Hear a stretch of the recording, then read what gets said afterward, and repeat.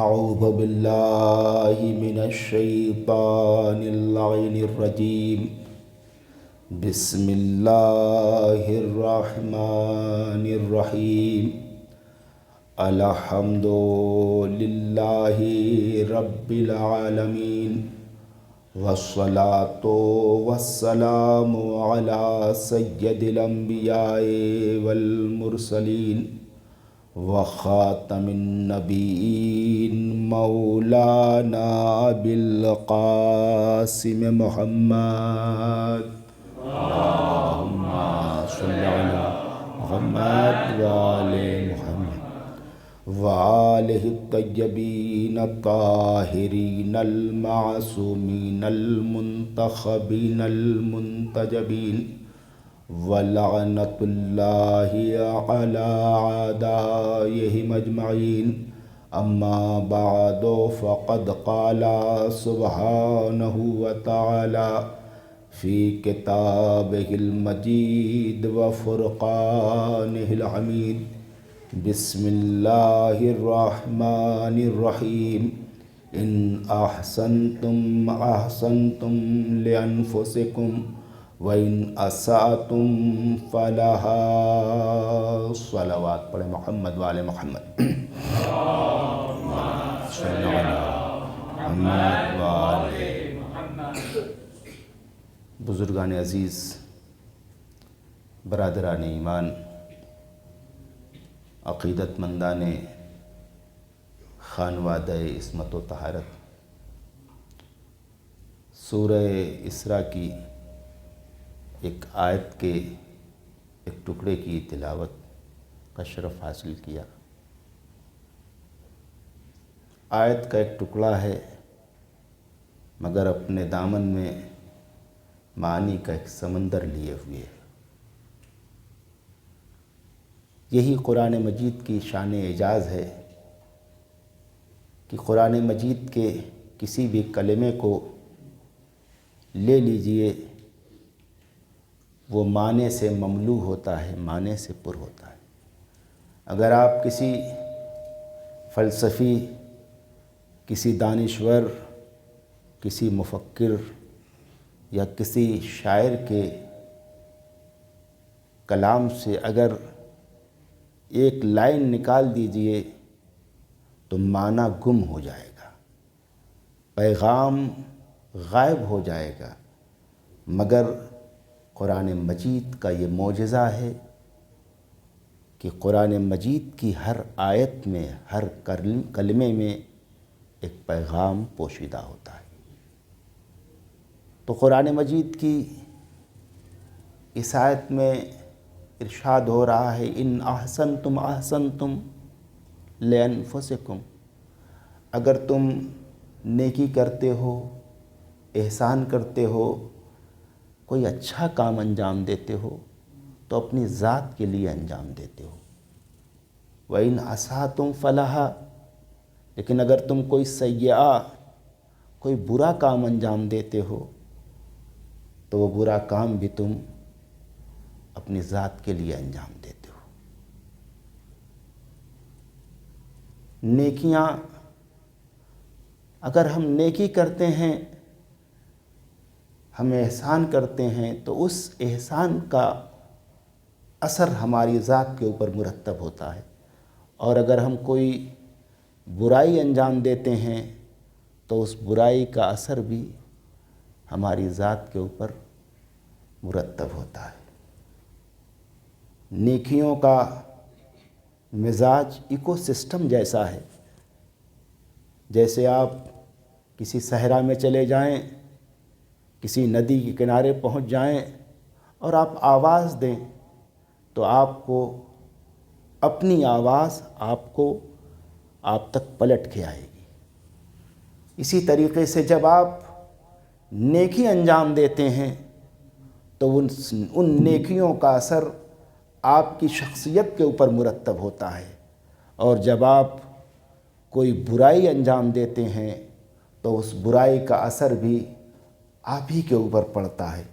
اسی لیے علی ابن ابی طالب علیہ السلام صلوات پڑھیں محمد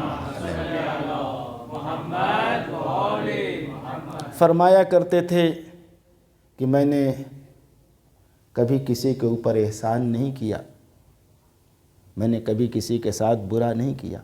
और फिर उसके बाद बिला फासला कुरान मजीद की इस आयत की तिलावत फरमाते थे, इन अहसनतुम लिअन्फुसिकुम व इन असातुम फलाहा।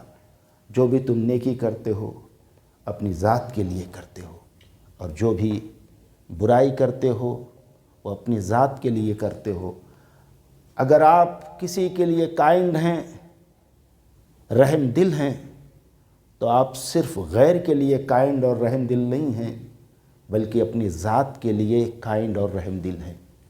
और अगर आप किसी को फ़रेब देते हैं, किसी के साथ ख़यानत करते हैं, तो आप गैर के साथ धोखा नहीं करते, अपनी ज़ात के लिए धोखा करते हैं।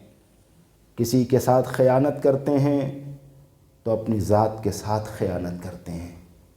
अज़ीज़ों, नेकियों के नेचर में हैप्पीनेस है, नेकियों के नेचर में सुरूर है, कैफ है। छोटी छोटी नेकियां जिन्हें हम मामूली नेकियां समझते हैं, उन नेकियों में भी अल्लाह ने एक कैफ रखा है, एक सुरूर रखा है। ज़रा सा कभी किसी कमज़ोर नातवा को रोड क्रॉस करा के देखिए तो आपको एक कैफ, एक सुरूर सा, एक हैप्पीनेस महसूस होगी। आप गाड़ी से जा रहे हैं, देखा कुछ लोग सरे राह खड़े हैं, वो रोड क्रॉस करना चाहते हैं, अपनी गाड़ी को रोक के उनको रोड क्रॉस करने दीजिए, फिर आपको एक सुरूर, एक कैफ सा महसूस होगा। मस्जिद में आए, सब लाइट को जलता हुआ छोड़ के चले गए, आप पलट के आइए, सारी लाइट को गुल करके देखिए, एक खुशी नसीब होगी। जूते इधर उधर बिखरे हुए हैं आज़ादारों के, उन जूतों को ज़रा सलीक़े के साथ रैक के ऊपर रख के देखिए, एक कैफ, एक सुरूर हासिल होगा। तो नेकियों में एक कैफ अल्लाह ने रखा है, एक सुरूर अल्लाह ने रखा है। अजीज़ों, नेकियां करके तो देखिए। एक मर्तबा एक उस्ताद और शागिर्द किसी मंजिल पे जा रहे थे, पगडंडी से गुज़र रहे थे कि सरे राह देखा दो बोसीदा जूते पड़े हुए हैं। उस्ताद ने भी देखा, शागिर्द ने भी देखा। अब देखिए, बुज़ुर्गों का मिजाज और होता है, बच्चों की तीनत और होती है। बुज़ुर्गों के मिजाज में संजीदगी होती है, बच्चे शौक होते हैं, चंचल होते हैं। तो बच्चों का मिजाज और होता है, बुज़ुर्गों का मिजाज और होता है। मगर कुछ लोग बूढ़े हो जाते हैं मगर उनमें बुज़ुर्गी नहीं आती, उनका बचपना उनके बुढ़ापे तक बाकी रहता है। कुछ लोग उम्र दराज हो जाते हैं, तवज्जो कीजिएगा, कुछ लोग उम्र दराज हो जाते हैं मगर दराज ये उम्र के साथ उनका बचपना नहीं जाता। अब यहाँ पे साहिबान अदब बैठे हुए हैं, उर्दू ज़बान की नोको पलक से वाकिफ़ अफराद बैठे हुए हैं। मैंने उम्र दराज कहा, अब आप कहेंगे क़िबला या आपने उम्र दराज को उम्र दराज कह दिया। उम्र दराज तो गलत है, मगर मैं भी कहूँगा क़िबला जो फितरतन गलत है उसे सही कैसे कह दूँ। सलावात पढ़े मोहम्मद वाले मोहम्मद पे।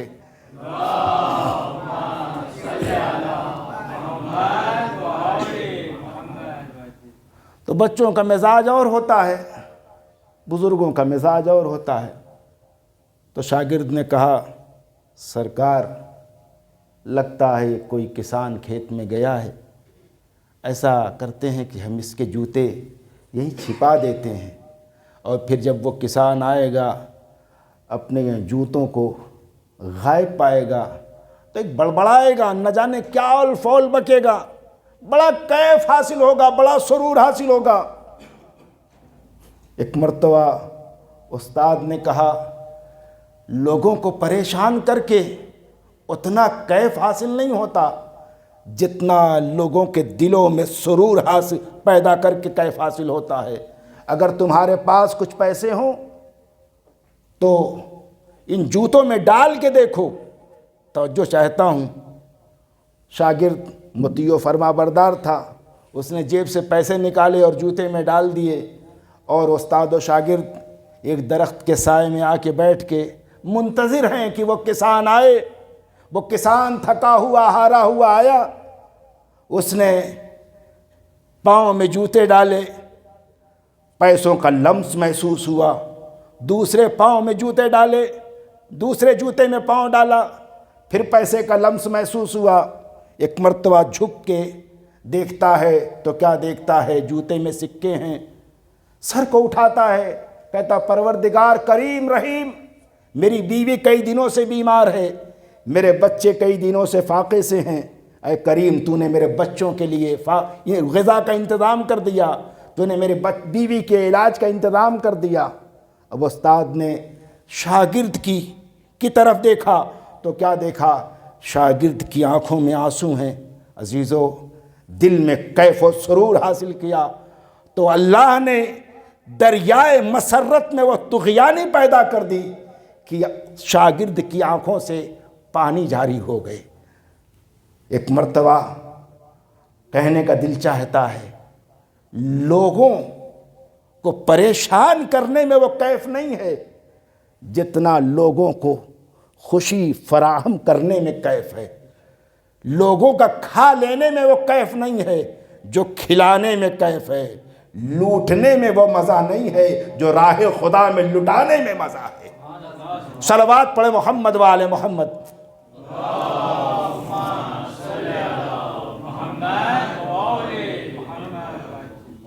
عزیزو، تو اگر تم نیکی کرتے ہو تو نیکیوں کا فائدہ تمہاری ذات پہ مرتب ہوگا، اور اگر کوئی سیئہ کوئی برائی انجام دیتے ہو تو اس برائی کا ٹارگٹ بھی تم ہی ہو۔ عزیزو، مگر یہ احسان کرنا، یہ نیکی کرنا، یہ لوگوں کے ساتھ حسن سلوک کرنا کوئی آسان کام نہیں ہے۔ آپ یہ نہ سوچئے گا کہ میرے پاس دولت آ گئی تو میرے لیے بڑا آسان ہے احسان کرنا۔ نہیں عزیزو، احسان کرنے کے بہت سارے راستے ہیں۔ دولت ہی کے ذریعے احسان نہیں ہوتا، احسان کے بہت سارے چینلز ہیں، مگر احسان کرنا ہر ایک کے بس کا کام نہیں ہے۔ نیکی کرنا ہر ایک کا کام نہیں ہے۔ نیکیاں کرنے کے لیے، لوگوں کے ساتھ حسن سلوک کرنے کے لیے فیملی بیک گراؤنڈ کا ہونا ضروری ہے۔ جو معمولی خاندانوں کے ہیں وہ کیا جانے کہ نیکی کیا ہوتی ہے۔ جو خاندانی، جو حسیب ہوتے ہیں، جو نصیب ہوتے ہیں، جو خاندانی افراد ہوتے ہیں، وہ جانتے ہیں کہ نیکی کسے کہتے ہیں۔ عزیزو، جس طریقے سے ہر شاخ کے اوپر گلاب نہیں کھلتا، شاخ گلاب کے اوپر گلاب کھلتا ہے، اسی طریقے سے ہر خاندان سے نیکی کی توقع نہ رکھیے گا۔ جو خاندان شریفوں کا خاندان ہوگا، اسی خاندان سے نیکی کی توقع کیجئے گا۔ عزیزو، شجرہ خبیثہ والے کیا جانے کہ نیکی کسے کہتے ہیں، وہ تو شجرہ طیبہ جانتا ہے۔ صلوات پڑھے محمد و آل محمد تے۔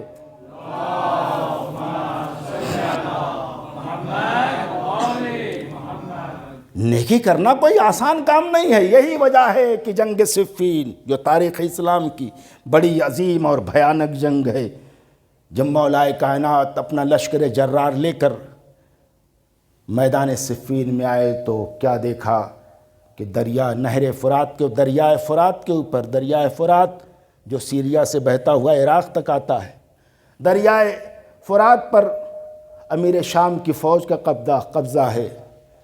سارے فوجی، سارے شمشیر بردار، نیزہ بردار فرات کے اوپر قبضہ جمائے ہوئے ہیں۔ ان کا پلان یہ تھا کہ علی کے لشکر کو پیاسا مار ڈالیں گے۔ جیسے ہی علی ابن ابی طالب کے لشکر نے دیکھا، منظر کو دیکھا، کہنے لگے مولا، دریا کے اوپر امیر شام کی فوج کا قبضہ ہے، کیا کیا جائے؟ اب کچھ تاریخیں کہتی ہیں ایک دن لشکر علی پیاسا رہا، لیکن جب مولا نے اپنے لشکر کی پیاس کو دیکھا تو ایک مرتبہ مولا نے اپنے لشکر کو خطاب کیا اور ایک پرجوش خطبہ دیا، اور اس خطبہ دینے کے بعد جب علی کے لشکر میں جان پیدا ہو گئی، جوش پیدا ہو گیا، تو مولا نے آواز دی، مالک اشتر، سب، ساسا بن سوہان، حسین، یہاں تک کی تاریخ کہتی جناب عباس کا بھی نام لیا کہ آگے بڑھو اور اس دریا کے اوپر قبضہ کر لو۔ بس علی کے یہ جانباز، یہ اسلام کے مجاہد آگے بڑھے، اور وہ دریا جس کے اوپر امیر شام کی فوج کا قبضہ تھا، اب امیر کائنات کی فوج کا قبضہ ہو گیا۔ منظر بدل گیا۔ ایک مرتبہ توجہ چاہتا ہوں، ایک مرتبہ علی کا لشکر علی ابن ابی طالب کے پاس آیا، کہا امیر کائنات، جس طریقے سے امیر شام نے ہمارے اوپر پانی بند کیا تھا، اسی طرح سے ہم ان کے اوپر بھی پانی بند کر دیں گے۔ ایک مرتبہ مولا نے کہا اگر تم نے بھی وہی کیا جو امیر شام نے کیا تو ہم میں اور امیر شام میں فرق کیا رہ جائے گا؟ ہم میں اور تم میں، ہم میں اور ان میں فرق کیا رہ جائے گا؟ بعزیزو، ابھی تک کیا تھا منظر؟ کیا تھا؟ جب تک امیر شام کی فوج کا قبضہ تھا، ادھر اضطراب تھا، ادھر اطمینان، ادھر بے چینی تھی، ادھر بے چینی تھی، ادھر سکون تھا۔ لیکن جب علی کی فوج کا قبضہ ہو گیا تو اب منظر بدلا، ادھر سکون ہے، امیر شام کی طرف اضطراب ہے، ادھر اطمینان ہے، ادھر ہیجانی کیفیت ہے۔ اتنے میں امیر شام نے عمرو ابن عاص کو بلایا اور بلا کے کہتا ہے، اے عمرو عاص، ابھی جس دریا کے اوپر ہمارا قبضہ تھا اس دریا کے اوپر اب تو علی کا قبضہ ہو گیا ہے، علی کا لشکر ہمیں تو پیاسا مار ڈالے گا۔ عمرو عاص نے ایک جملہ کہا قسم خدا کی، عمرو عاص کہتا ہے، اے امیر شام، علی انسانیت پر پانی بند نہیں کر سکتا، علی انسانیت پہ پانی بند نہیں کر سکتا۔ الفضل ما شہدت بہ الاعداء، فضیلت تو وہی ہے جس کی گواہی دشمن دے۔ ایک مرتبہ عمرو عاص کہتا علی انسانیت پہ پانی بند نہیں کر سکتے۔ قسم خدا کی یہ ایک معمولی جملہ نہیں ہے، بلکہ علی کی عظمت کا ایک بہت بڑا قصیدہ ہے۔ علی اس شخصیت کو کہتے ہیں جس سے علی کا دشمن بھی والعافین عن الناس واللہ یحب المحسنین۔ قرآن کہہ رہا ہے کہ کچھ افراد وہ ہیں جو وسعت میں بھی مدد کرتے ہیں، وسعت میں بھی انفاق کرتے ہیں اور تنگی میں بھی انفاق کرتے ہیں۔ اگر کچھ ہے تب بھی انفاق کرتے ہیں، نہیں ہے جب بھی انفاق کرتے ہیں، ہے جب بھی مدد کرتے ہیں، نہیں ہے جب بھی مدد کرتے ہیں۔ اور والکاظمین الغیظ، اور وہ غصے کو پی جاتے ہیں۔ غصے کو پی جانا کوئی آسان کام نہیں ہے، غصے کو پی جاتے ہیں، اپنے غصے کو ضبط کر لیتے ہیں، اپنے غصے کو کنٹرول کر لیتے ہیں۔ عزیزو، غصے کو ضبط تو کر لیا، غصے کو کنٹرول تو کر لیا۔ دیکھیے غصہ کبھی کبھی اپنے ماتحتوں کے اوپر بھی آتا ہے، کبھی کبھی غصہ اپنے باس کے اوپر بھی آتا ہے، مگر جو اپنے سے نیچے والے ہوتے ہیں وہاں غصہ بہت بڑھ جاتا ہے۔ لیکن غصہ جب باس کے اوپر آتا ہے تو غصے کو انسان کنٹرول کر لیتا ہے، مگر غصے سے تو بھرا رہتا ہے نا کہ آنے دو، کبھی موقع ہم بھی انتقام لیں گے، ہم بھی بدلہ لیں گے۔ توجہ چاہتا ہوں، ہم بھی انتقام لیں گے، ہم بھی بدلہ لیں گے۔ غصے سے بھرے ہوئے قرآن یہیں پہ نہیں ٹھہرتا، بلکہ قرآن کہتا ہے والعافین عن الناس، صرف غصے کو ضبط ہی نہیں کر جاتے بلکہ لوگوں کو معاف بھی کر دیتے ہیں۔ اللہ یحب المحسنین، اور صرف معاف ہی نہیں کرتے ہیں، احسان بھی کرتے ہیں۔ عزیزو، اگر اس قرآن مجید کی اس آیت کی مکمل تفسیر کو دیکھنا ہے تو سیرت امام زین العابدین کو پڑھیں۔ ایک صلوات پڑھیں محمد وآل محمد۔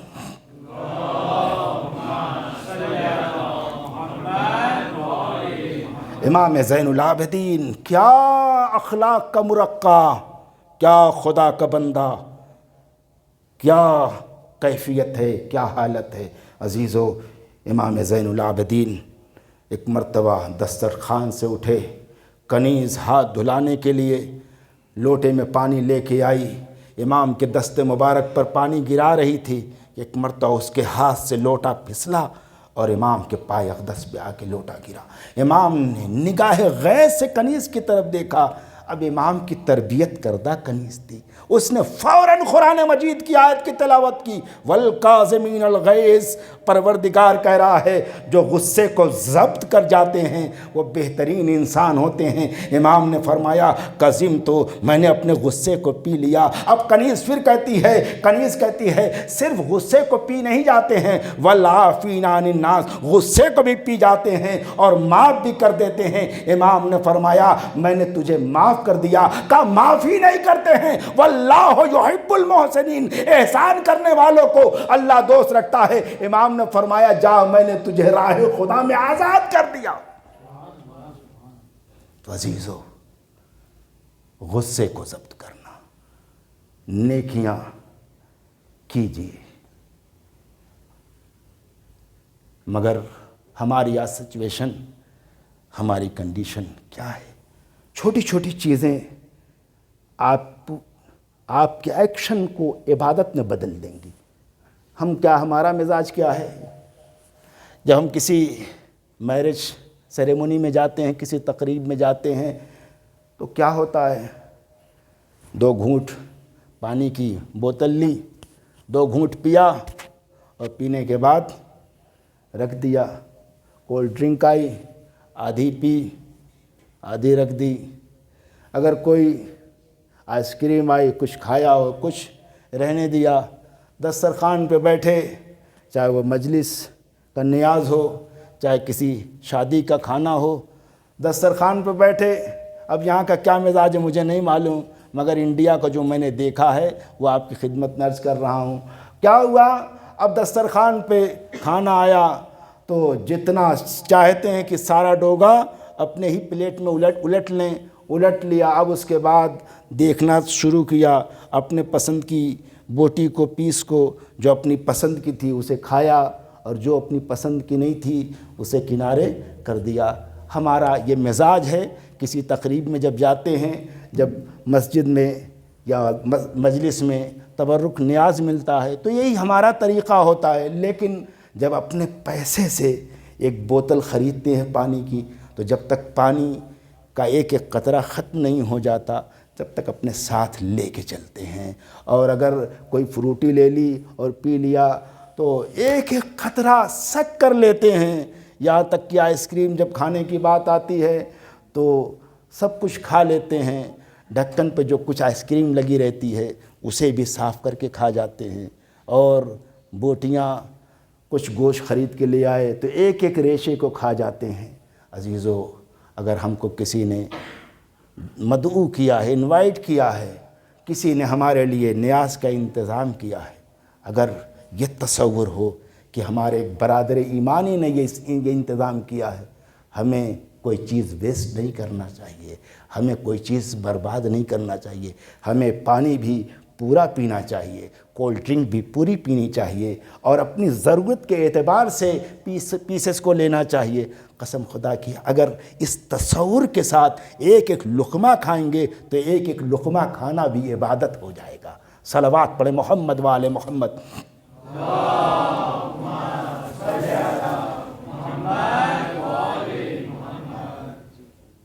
عزیزو، بس میرے خیال میں وقت کہیں زیادہ نہ ہو جائے تو نیکیاں کیجیے، نیکیاں سرور بخشتی ہیں۔ یا ہم جو عبادت کرتے ہیں یہ ہم اپنی ذات کے اوپر احسان کرتے ہیں، خدا کی ذات پر کوئی احسان نہیں ہے۔ ہم جو نمازیں پڑھتے ہیں، روزے رکھتے ہیں، یہ خدا کی ذات پہ احسان نہیں، اس کی ذات تو مستغنی ہے، بے نیاز ہے۔ ہم جو عبادتیں کرتے ہیں اپنی ذات کے لیے کرتے ہیں، روزہ بھی رکھتے ہیں تو اپنی ذات کے لیے، حج کرتے ہیں تو اپنی ذات کے لیے، خیرات کرتے ہیں تو اپنی ذات کے لیے۔ اور جو اہل بیت سے محبت کرتے ہیں، یہ جو مجلس اعظم میں آئے ہوئے ہیں، یہ اہل بیت کے اوپر احسان نہیں ہے، یہ آپ کا اپنی ذات کے اوپر احسان ہے۔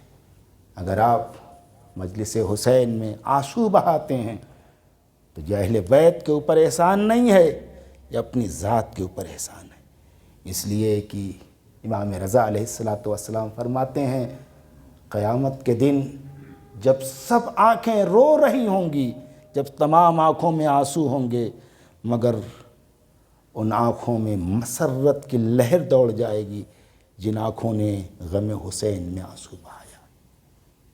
تو ہم اگر نام حسین پر اشک بہاتے ہیں تو اپنی ذات کے اوپر احسان کرتے ہیں۔ بس عزیزو، یہ مجلس عزا، یہ ذکر سید الشہداء ہمیں ہر لمحہ ہر قدم پر فائدہ پہنچاتا ہے۔ اور دیکھیے مجلس میں جب بھی آئیں بڑے ہی ادب و احترام کے ساتھ آئیں، بڑے ہی تسک و احتشام کے ساتھ آئیں، اس لیے کہ اس فرش عزا پر بڑی اہم شخصیات آتی ہیں۔ علامہ دربندی لکھتے ہیں جب کہیں مجلس ہوتی ہے تو شام کی قبر سے ایک بیوی اٹھتی ہے، جنت البقیع کی ٹوٹی ہوئی قبر پہ اپنے کو گرا کے کہتی اماں میرے بھیا حسین کی مجلس ہو رہی ہے، اماں کیا میرے بھیا حسین کی مجلس میں نہ چلیے گا؟ عزادارو، اس مجلس میں زہرا بھی آئی ہوئی ہیں، ثانی زہرا بھی آئی ہوئی ہیں۔ رومال زہرا آپ کی نگاہوں کی طرف دیکھ رہا ہے، اور مجلس میں جب آیا کریں رویا کریں تو کھل کے رویا کریں، بلند آواز سے رویا کریں۔ چھٹے امام کے گھر پہ مجلس ہو رہی تھی اور ذاکر مصائب سید الشہداء کو بیان کر رہا تھا، ابو بصیر رو رہے تھے۔ ایک مرتبہ امام نے کہا ابو بصیر تم روتے کیوں نہیں؟ کہا مولا رو تو رہا ہوں، یہ میرا بھیگا ہوا رومال دیکھیے۔ امام نے فرمایا اے ابو بصیر ایسے نہیں رویا کرو، ایسے رویا کرو جیسے میری دادی جنت میں روتی ہیں، بالوں کو بکھیر دیتی ہیں اور کہتی ہیں واہ حسینہ واہ مظلومہ، میرا حسین بھوکا مارا گیا، میرا حسین پیاسا مارا گیا۔ عزادارو، ترتیب اس طرح سے ہے کہ غازی ابو الفضل عباس کی حاضری ہونی ہے۔ اللہ غازی ابو الفضل عباس کی حاضری کرنے والوں کی مرادوں کو پورا فرمائے، سب کی حاجتوں کو پورا فرمائے، جس کی جو بھی مشکل ہے ساری مشکلات کو آسان فرمائے، سب کے رزق میں وسعت و برکت عطا فرمائے۔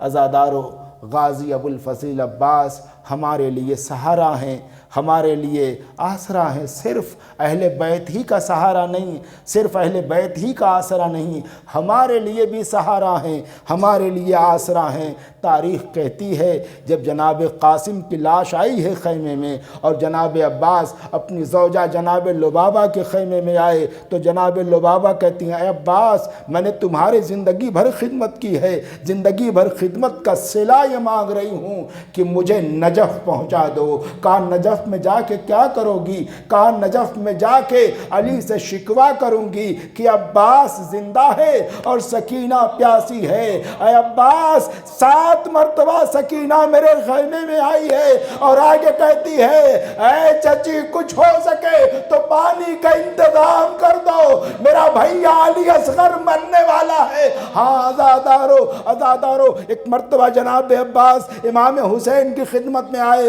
اور آ کے کہتے ہیں آقا اب مرنے کی اجازت دے دیجئے۔ امام حسین نے سر سے پاؤں تک دیکھا، کہا عباس میں تمہیں کیسے اجازت دے دوں، تم تو میرے لشکر کے علمدار ہو۔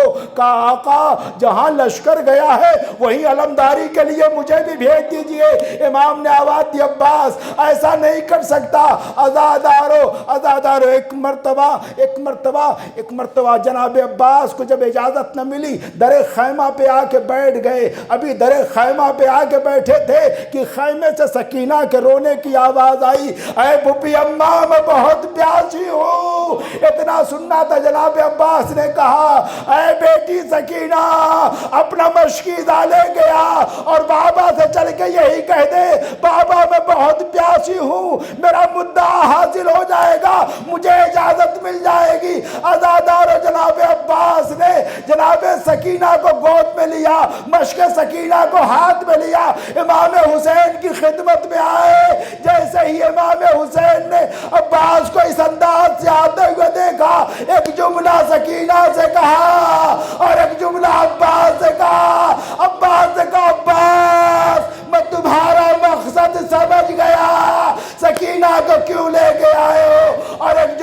سکینہ سے کہا اے بیٹی سکینہ آج چچا کو اجازت دلوا رہی ہو، کل چچا بہت یاد آئے گا۔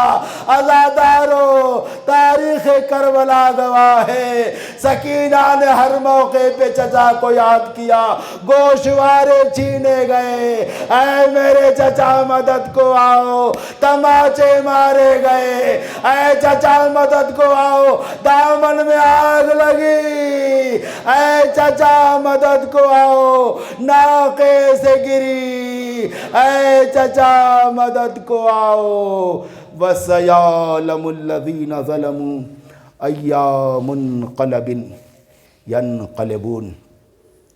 الہی بحق محمد وانت المحمود، وبحق علی وانت الاعلی، وبحق فاطمہ وانت فاطر السماوات والارض، وبحق الحسن وانت المحسن، وبحق الحسین وانت قدیم الاحسان، وبحق الائمة التسعة الطاہرین من ذریۃ الحسین علیہ الصلاۃ والسلام۔ پروردگار تجھے واسطہ ہے محمد و آل محمد علیہ الصلاۃ والسلام کا، تجھے واسطہ ہے خصوصاً غازی ابو الفضل عباس اور ان کی والد گرامی حضرت ام البنین کا۔ پروردگار جتنے بھی مومنین یہاں پہ موجود ہیں اور جو نہیں آ سکے کسی سبب سے، پروردگار سب کو اپنے حفظ و امان میں رکھ، سب کے رزق میں وسعت و برکت عطا فرما۔ پروردگار دنیا جہان میں جہاں بھی مظلوم ہیں ان کو نصرت و مدد فرما، اور جو ظالم ہیں ان کو صفحہ ہستی سے نیست و نابود فرما۔